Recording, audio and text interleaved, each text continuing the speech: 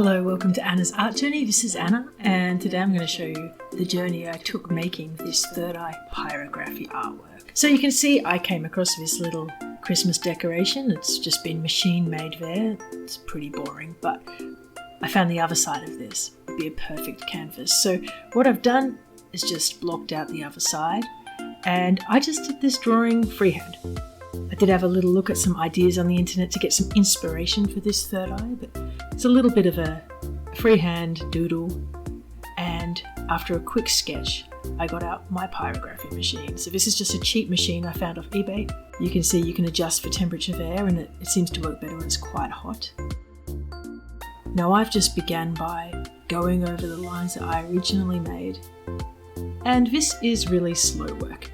I believe this is sped up maybe 5 times. At least much of this video is sped up considerably, so that gives you a little idea of just how slow this is, but it's enjoyable, it's meditative. The wood smells kind of nice when you burn it too, and you can see I'm having a really relaxing time here, just beginning by going over the lines. Now this wood is a little bit of a coarse grain, and what that means is I don't get as fine a detail as I would if I was using a smoother wood or if I'd sanded it down more, but I just wanted to see how that would turn out. And then I come in and start to add a little bit of shading.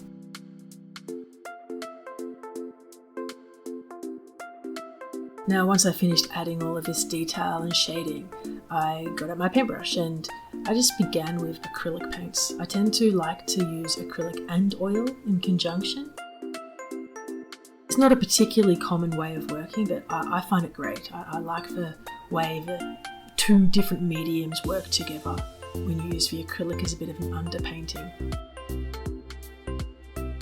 So you can see here, I'm just sort of mixing some colours, getting this first layer down, playing around with a little bit of tone. Now once I did an undercoat with acrylic paint, I added a little bit of a tint and varnish.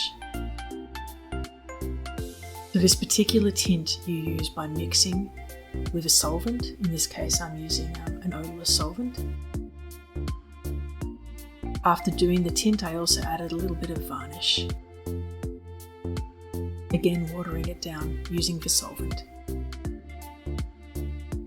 You can see it's got a little bit of a gloss to it now, and that's going to be further enhanced by using the oil paint. So I've simply gone over some of the areas where I've already painted in acrylic using oil paint, but in my opinion the oil paint provides tones that are just a little bit more rich, a little bit more vibrant.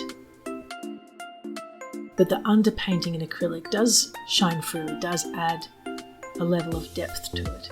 Just adding a few little highlights on the green leaves here.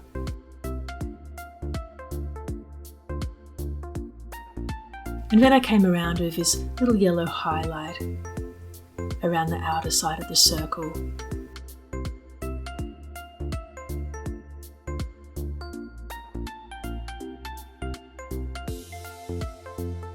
Once that had dried a little bit, I did one more layer of varnish. I used Gamvar Varnish here, which goes nicely over oil paint, but I did have to leave it to dry a little while first.